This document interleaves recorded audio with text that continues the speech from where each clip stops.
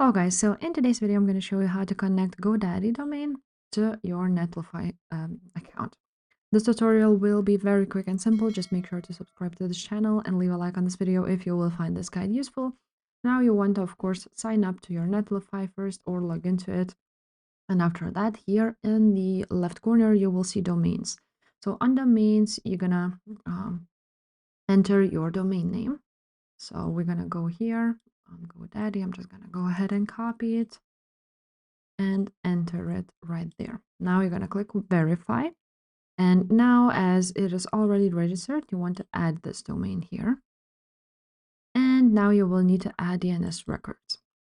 So to add DNS records, your Netlify, it's not necessary because it's optional. As you can see, Netlify will automatically provide you with the DNS records for the subdomains. So you just can continue. And what you need to do is update your domain's name servers. So these are the name servers you need to add to your Godaddy. So you want to go to your Godaddy and click on manage. And you want to manage name servers. So you want to be on DNS settings and on name servers. Now you want to change them to whatever you had.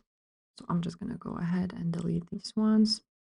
And now you go back here, copy this one, enter it here, copy another one, and basically you add all of these four name servers from Netlify to your Godaddy, just like that. Save it, and after some time it will, let's click continue.